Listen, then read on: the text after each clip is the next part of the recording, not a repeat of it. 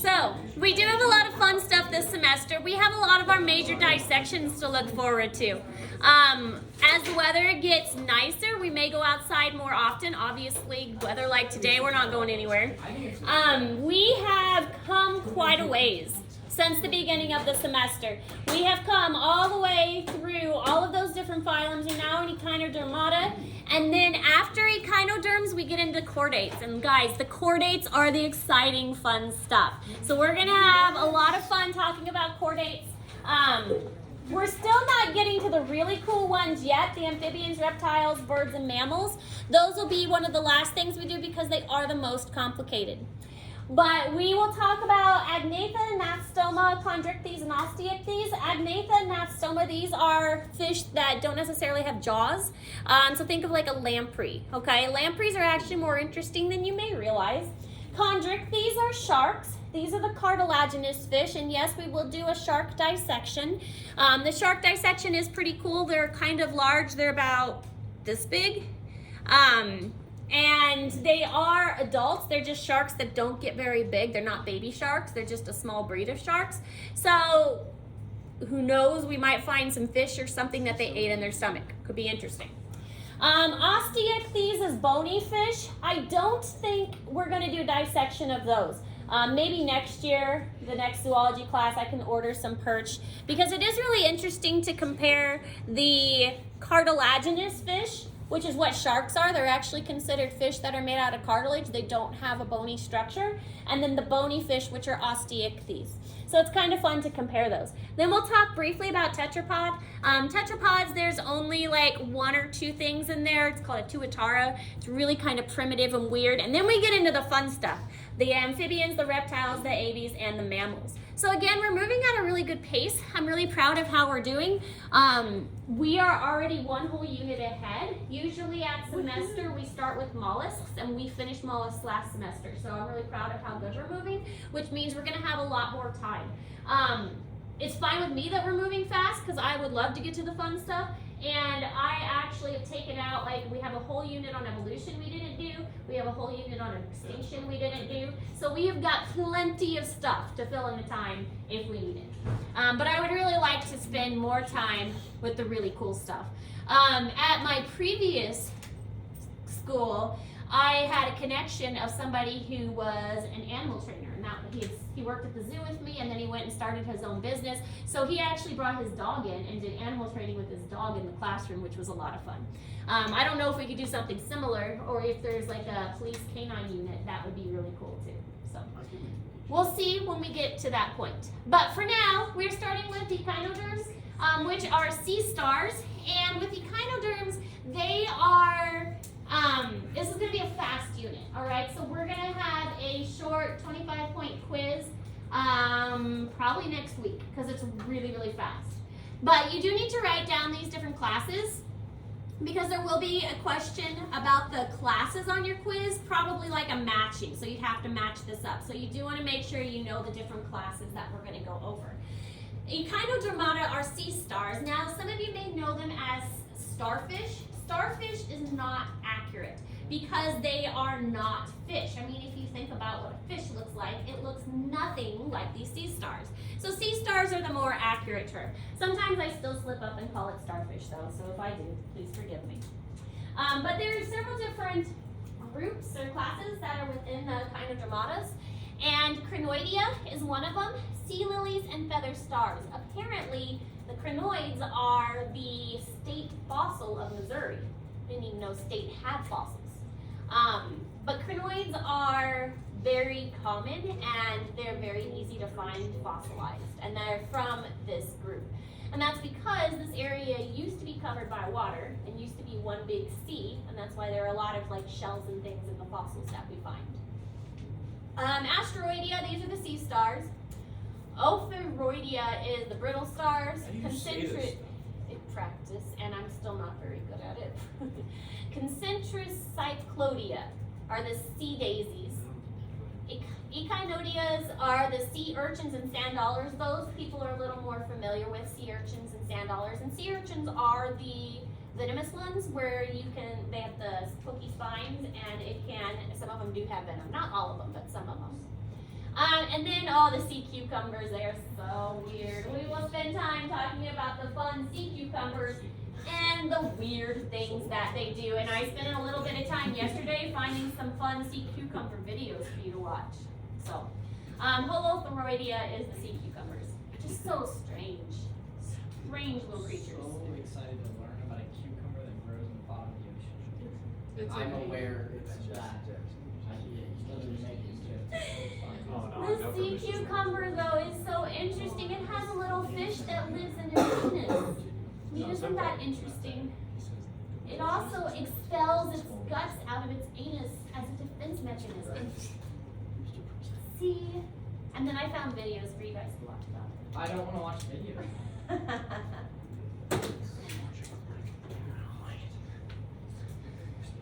So what's a sea daisy? They look kind of like daisy underwater? pretty much. Well, it's, if you think back to like the corals and stuff we learned about, it's kind of like that. Or maybe some of those fancy worms that we talked about. But yeah, they have like a stalk and then they have the branching parts that are actually their arms.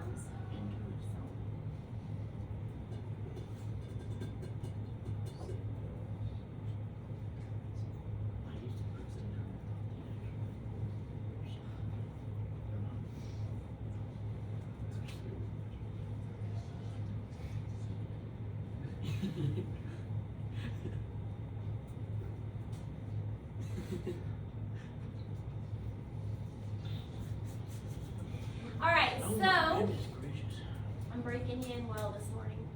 Second hour, first day back, make you work for it. This is our last group of pteroinvertebrates. We have gone through a lot of invertebrates, and I know they aren't as exciting as some of the more advanced animals, but hopefully you've learned a bit from them. So this is our last group of pteroinvertebrates. They are radially symmetric, so when they're adults, think of like cutting a pizza. And that makes sense when you think of what a sea star looks like. However, when they are larvae, they look quite different, and they're bilaterally symmetric as larvae. They do have a water vascular system. This water vascular system is very, very important. They don't have blood like we have blood, but their water vascular system does a similar job of moving nutrients and things around their body, and it's a series of water-filled canals, and it also is responsible for the suction of their little tube feet and the movement of their tube feet. So really, this water vascular system is super important for their eating, for their moving, for their entire life cycle. They do have a complete digestive tract. Remember, with a complete tract, they have an opening, and it goes like through kind of a tube, and then they have an opening to ingest the food and an opening to excrete the food. They also have something called ossicles. The ossicles are calcium carbonate plates that give their bodies that hard kind of scratchiness. Now, it's still not bones, but the sea star is definitely more rigid and more structured. Many of these groups are now extinct, and there's only about 7,000 species, which is a lot lower than some of the other animal groups we've seen. And these are marine only, so you're only going to find them in marine places.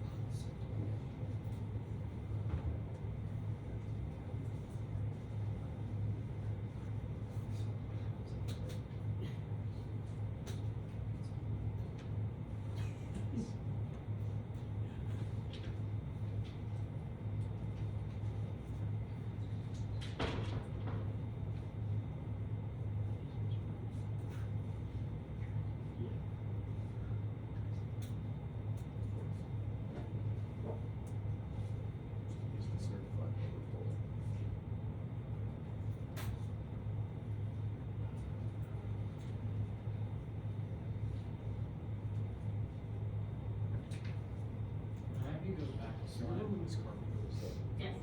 Seems like everybody's got this one. She was.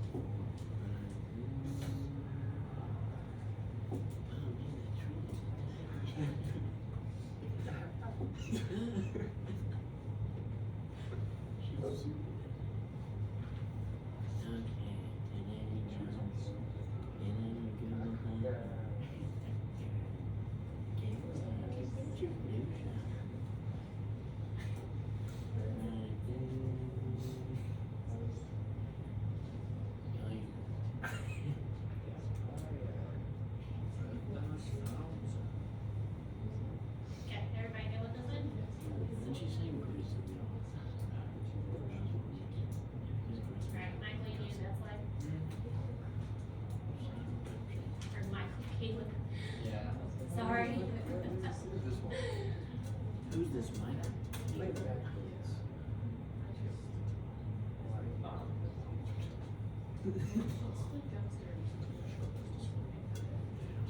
thank you. Alright, so this is what the babies look like. Aren't they kind of cute? They don't look anything like the adult sea stars.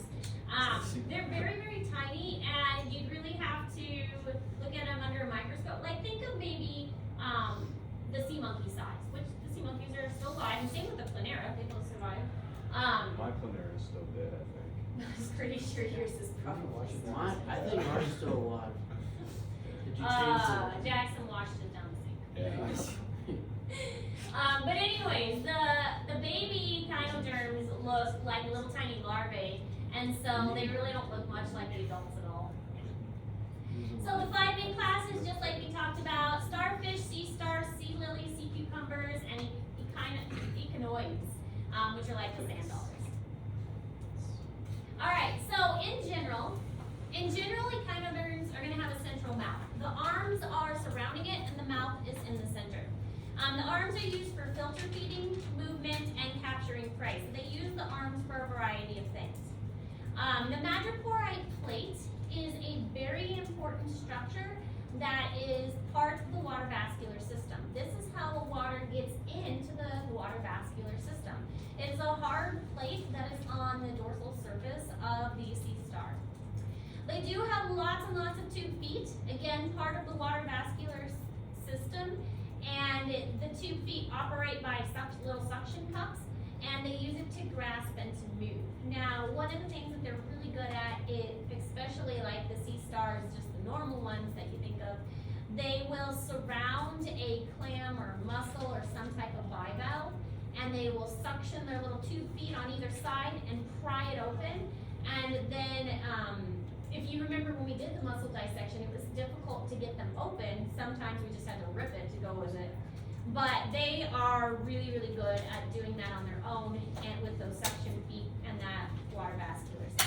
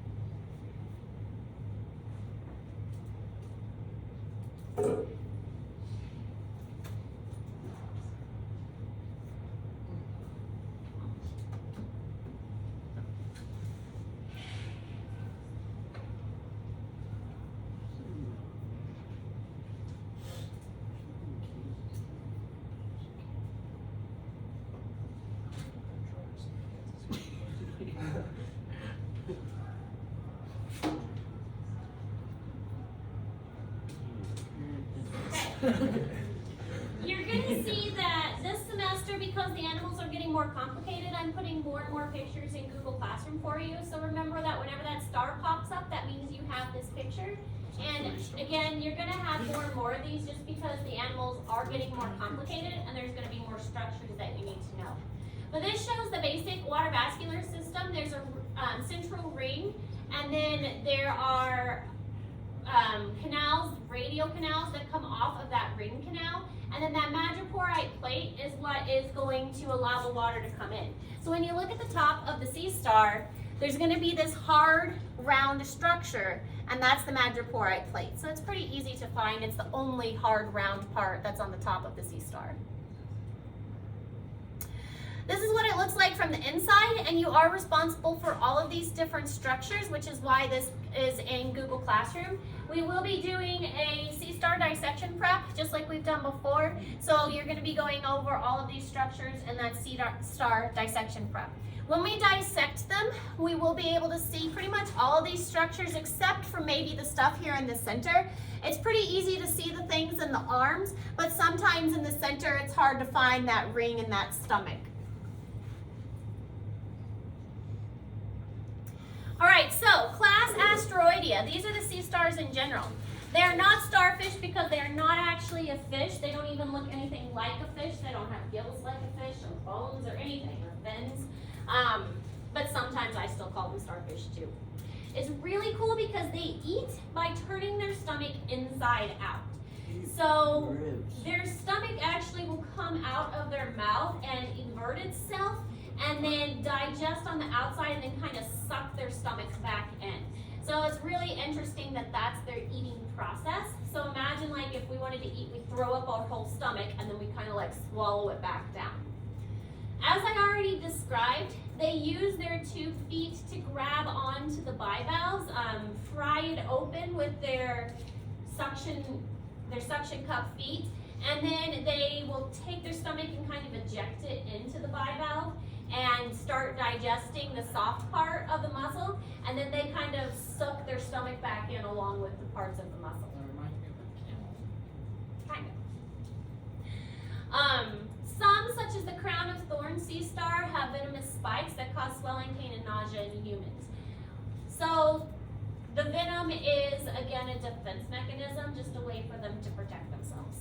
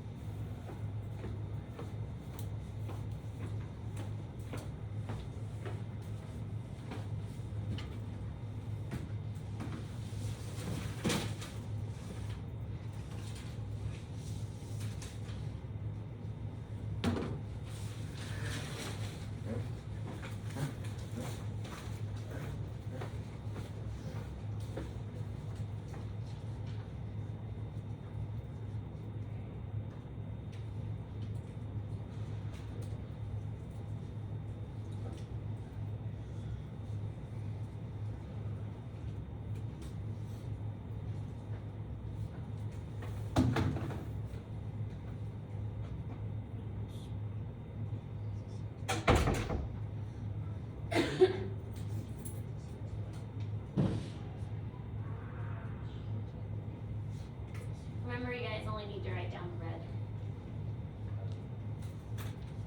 I'm trying to be diligent. Hey, you have any recycling in here? You just got it, so I think we're good. Okay. Thank you. You're welcome.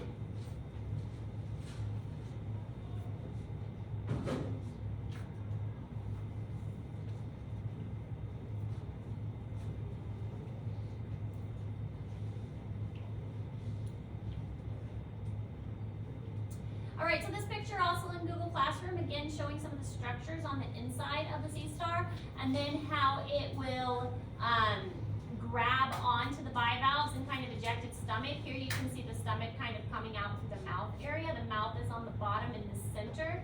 And then the anus is actually kind of pointing toward the top part, almost by the madreporoid plate. This is what it looks like. Here's the stomach kind of coming out of the mouth area, and then we have the arms and a lot of the 2 feet going off to either side. What? Doesn't start, some start to or is that just The urchin is what you're thinking of. Sea urchins and sand dollars do have kind of a beak that they use.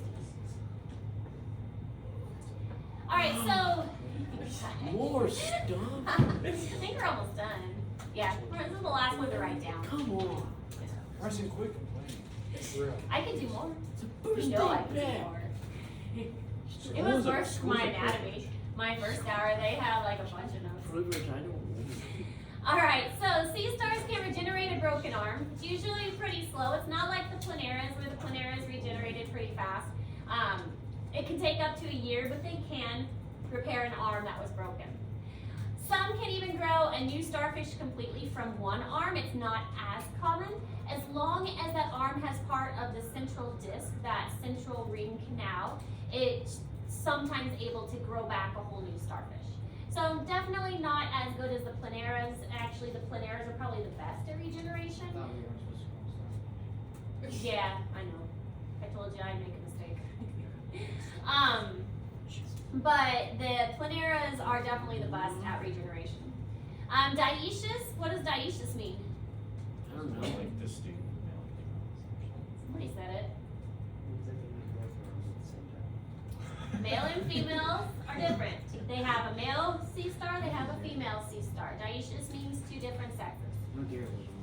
External fertilization, so that means they would release the egg and the sperm into the water, and then it fertilizes outside the body. And this again would be called spawning. We do see spawning a lot in marine animals because the water is a very convenient method for mixing up the egg and the sperm. So just release it all in one big cloud, all at the same time. All gets mixed up and the egg and the sperm can fertilize. Typically they'll do it at the same time, so all of the same species will spawn at the same time. That way there's a lot of mixing of genetic material. Fish do it a lot too.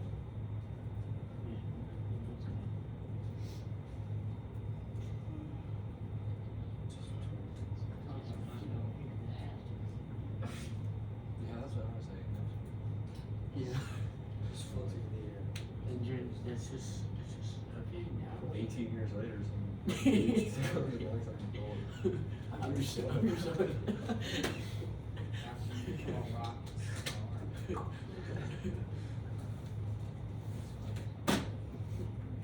You never watched them bed sheets. Came back with bed sheets. It's like That'd be horrible.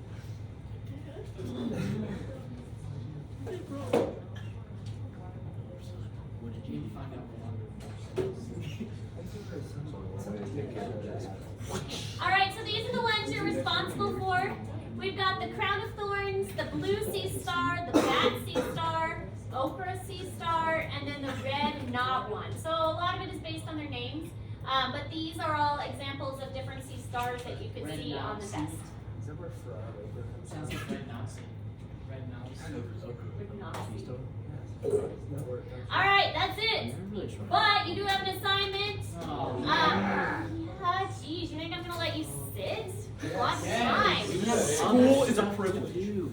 Other stuff to complaining. do, like a sea star dissection prep. That kind of stuff to do. Can I go find my locker there? Yeah, you go find it. Sea star dissection prep. We need to get that started and get that done because we will be doing the dissection fairly soon. Questions? No.